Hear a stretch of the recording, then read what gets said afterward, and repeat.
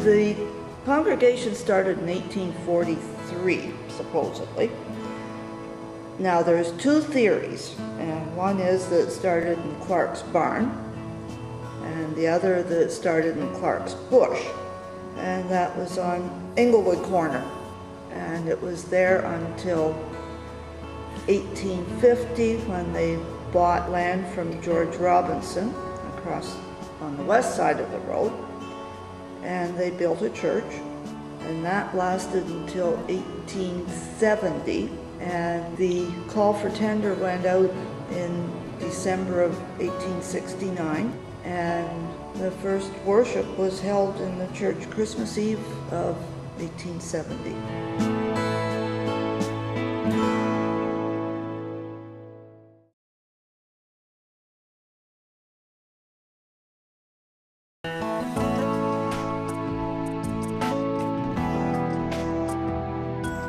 When I think about all the people I've met at Claude, it's amazing how many ways this community of people intersects with the community beyond that building.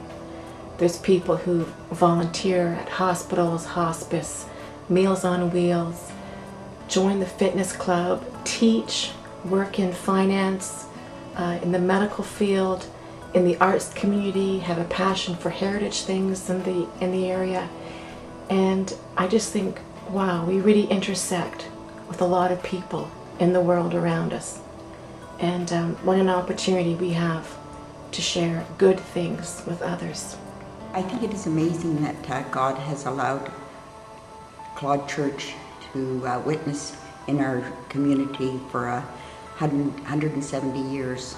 And I think this is evident with the number of weddings, baptisms, concerts, and fiddle jams, and we've had memorial services here too over the years.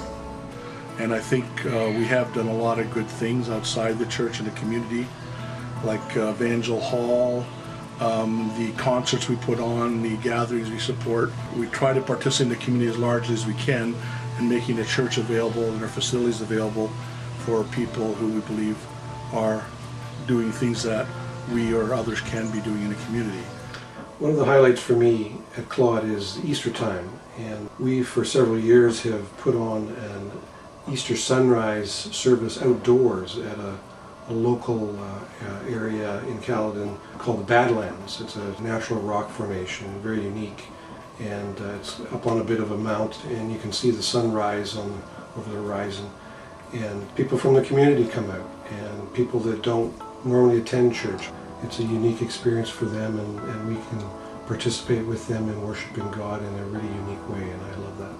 Just the presence of the church itself is, the spire, the church is seen by thousands of people each day driving by, and I think that does have an influence as well. It's a reminder of God's presence in our lives.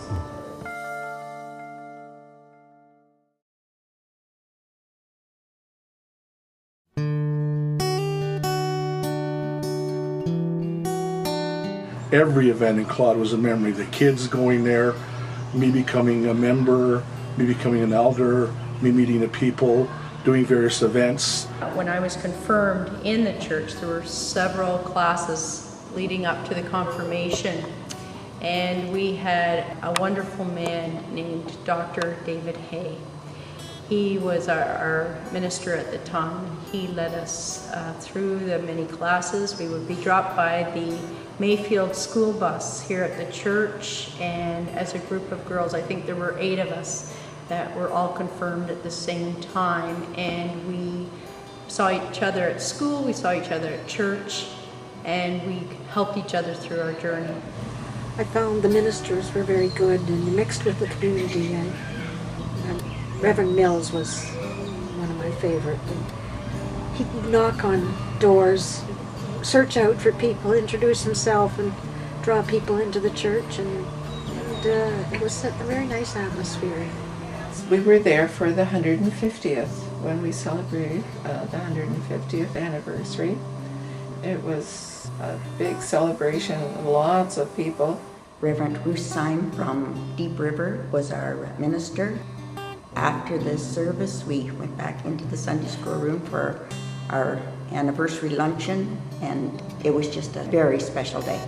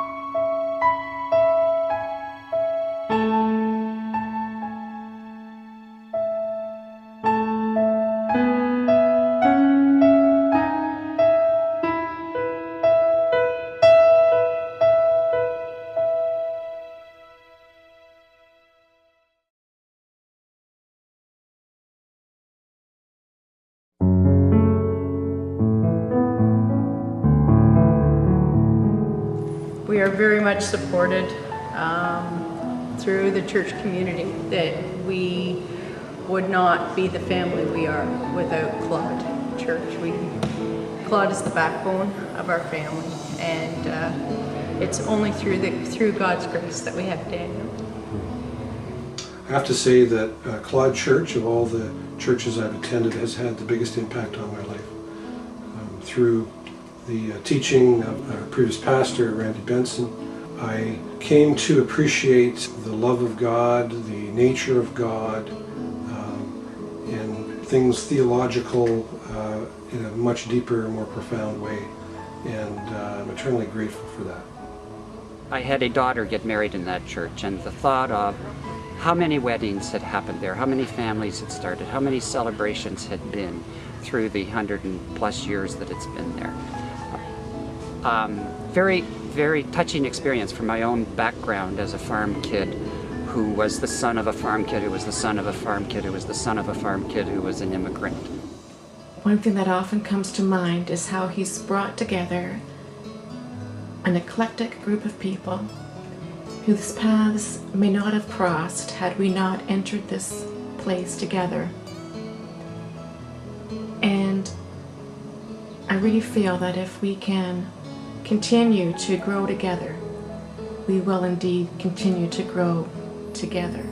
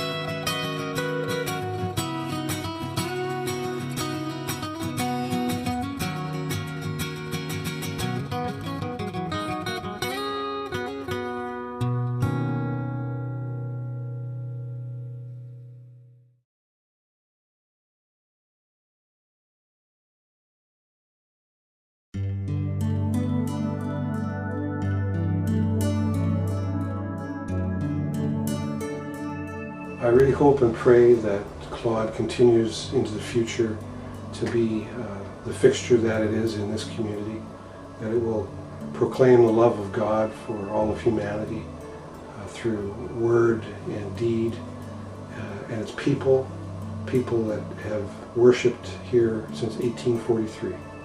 I certainly hope and pray that we can continue on being in that community and having our doors open for people to come and worship there and hear the word. We are always here each Sunday. We're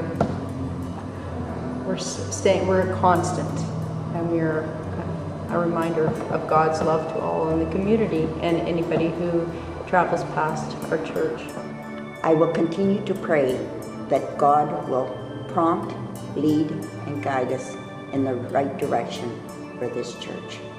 When I think about Claude Church and when I think about the future, I hope that the doors of the church will always be open. And I hope that the hearts of the people will always be open. I hope that we grow in wonder and that we grow in love for God, the triune God, Father, Son, and Holy Spirit, the loving communion of God. And may we grow in love for one another and for all who enter